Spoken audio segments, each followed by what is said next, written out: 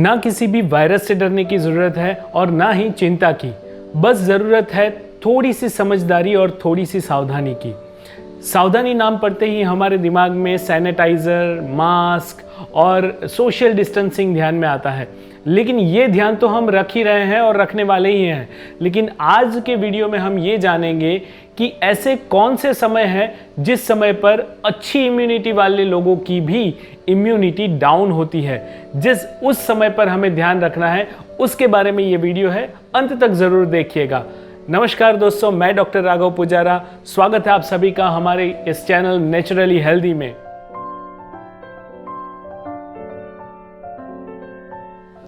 कुछ लोगों को ये कॉन्फिडेंस होता है कि मुझे कुछ नहीं हो सकता, मेरी इम्यूनिटी बहुत स्ट्रांग है, मैं बहुत पावरफुल हूं, वगैरह वगैरह। लेकिन ऐसे लोगों को जब संक्रमण होता है तब वो शारीरिक तौर से तो दुखी होते ही हैं, लेकिन वो मानसिक तौर पर टूट जाते हैं। सबसे ज़्यादा प्रॉब्लम वाली देने वाली चीज़ उनके दिमाग में यही होती है कि मुझे प्रॉब्लम हो गया, मुझे तकलीफ हुई। ये सबसे घातक होता है। ये वीडियो ऐसे लोगों को ज़रूर भेजिए जिन्हें आप जानते हैं, क्योंकि अगर ये वीडियो उन तक पहुंच गया तो ये मानसिक ताकत उनकी टूटेगी नहीं, और अगर संक्रमण उन्हें हुआ भी तो वो बहुत ही जल्दी उससे बाहर निकल पाएंगे। आज कोरोना की महामारी बहुत बढ़ चुकी है। हम वही स्टेज पर आ चुके हैं जिस स्टेज पर हम 1 साल पहले थे। कोरोना एक पैंडेमिक बन चुका है, लेकिन छोटे से छोटा वायरस भी हम पर तभी अटैक कर सकता है कि जब हमारी इम्यूनिटी का लेवल डाउन हो। और इम्यूनिटी ये वेरिएबल है दोस्तों। अगर हमारी इम्यूनिटी अच्छी है तो इसका मतलब ये नहीं कि ये कंटिन्यूअस अच्छी रहेगी।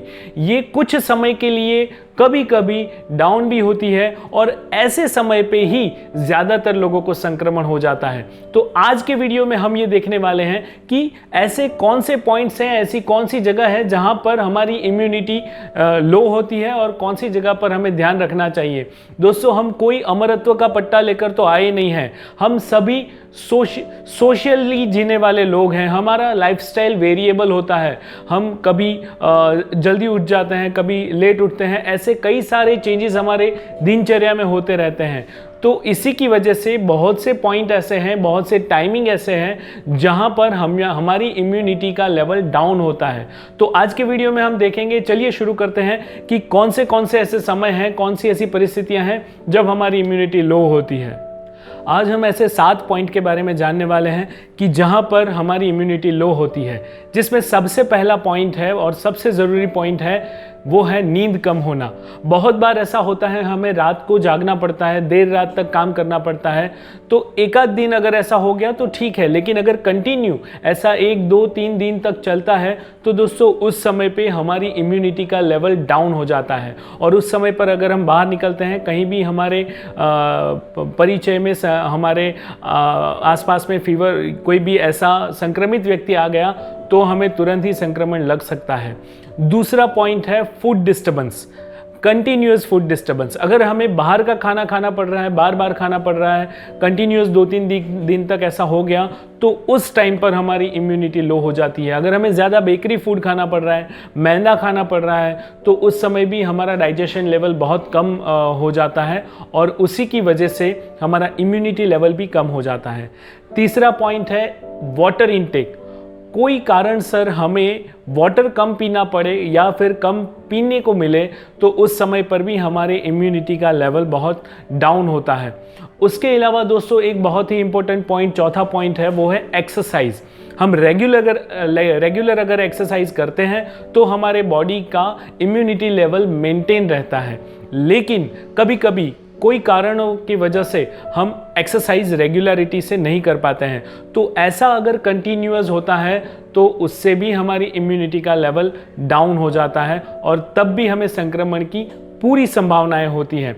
और उसी तरह से अगर हम कोई व्यसन करते हैं, तो अगर ऐसा होता है कि कंटिन्यूअस हमें व्यसन करना पड़े, किसी को पार्टियां करने की बहुत आदत होती है, तो अगर बार बार वो करते हैं तो उस समय भी व्यसन से वैसे भी दोस्तों हमारी इम्यूनिटी का लेवल डाउन ही रहता है। लेकिन कभी कभी लोग कहते हैं कि मैं रेगुलरली नहीं लेता हूँ, ओकेशनली लेता हूँ। तो ये ओकेशनली लेने वालों के लिए अगर उनके ओकेशंस ऊपर बार बार आ गए तो उस समय भी उनकी इम्यूनिटी का लेवल बहुत ही डाउन रहता है। और इसके बाद दोस्तों पांचवा पॉइंट है वो है स्ट्रेस। स्ट्रेस अगर हम कंटिन्यूअस लेते हैं, एंग्जाइटी का लेवल हमारा कंटिन्यूअस रहता है, तो उस समय भी हमारी इम्यूनिटी का लेवल बहुत ही डाउन रहता है। किसी भी चीज़ से अगर हम डर रहे हैं तो वो डर हमारी इम्यूनिटी को तोड़ता है। इसके लिए मैंने एक और वीडियो बनाया है, आप वो भी देख सकते हैं। Virus fear is more danger than virus corona. ये वीडियो आप ज़रूर देखिए। तो फियर क्या है और क्यों इससे दूर रहना चाहिए, ये आपको जानकारी मिलेगी। तो अगर कंटिन्यूअस हम फियर में रहते हैं, वो फियर चाहे हमें बीमार पड़ने का ही क्यों ना हो, हमें संक्रमण लगने का ही फियर क्यों ना हो, लेकिन अगर फियर है तो ज़रूर आपको वो संक्रमण लग सकता है।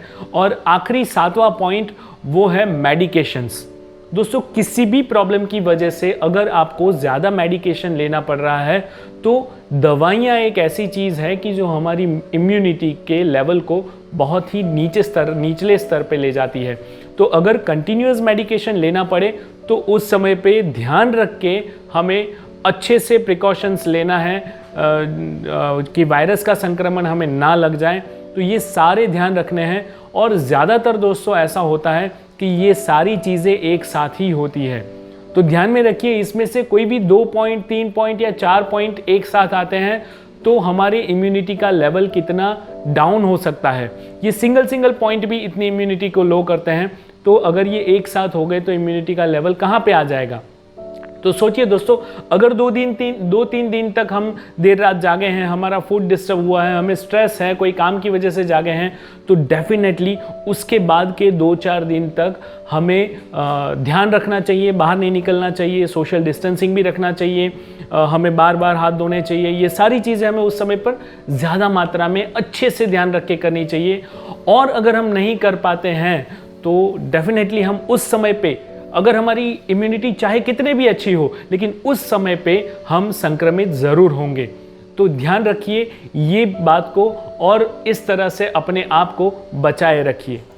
इसके अलावा भी अगर आपको इंडाइजेशन है, आपको कॉन्स्टिपेशन है, ओबेसिटी है, डायबिटीज़ है, लंग्स प्रॉब्लम है, लीवर प्रॉब्लम है, अगर आपका कोई अवयव, कोई ऑर्गन बराबर से काम नहीं कर रहा है, कम काम कर रहा है, तो ऐसे में खुद को संभालना बहुत ज़रूरी हो जाता है, क्योंकि ऐसे लोगों की इम्यूनिटी वैसे भी डाउन ही होती है।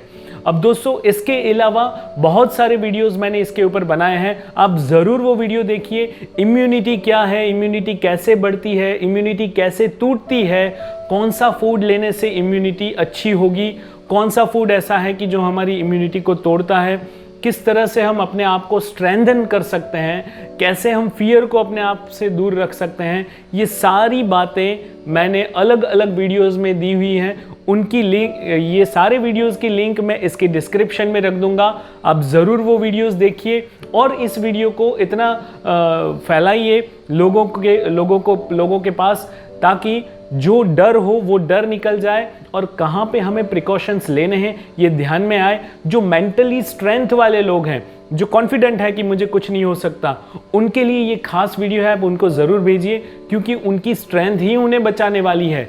अगर वो पैंडेमिक के संक्रमण में अगर फंस चुके तो उनकी मानसिक स्थिरता बहुत ही डिस्टर्ब हो जाएगी और उसी की वजह से वो ज़्यादा सफ़र करेंगे। तो दोस्तों ऐसे लोगों को ज़रूर भेजिए ये वीडियो और सबको हेल्थ बांटते रहिए, सबको ये वीडियोस के थ्रू हेल्थ देते रहिए और हमसे जुड़े रहिए। हमारी इस चैनल को सब्सक्राइब कर लीजिए, बेल बटन को दबा दीजिए, ताकि ऐसे अच्छे वीडियोस हम बार बार आपको दे सकें। हमसे जुड़े रहने के लिए और अंत तक ये वीडियो देखने के लिए बहुत बहुत धन्यवाद। Thank you very much.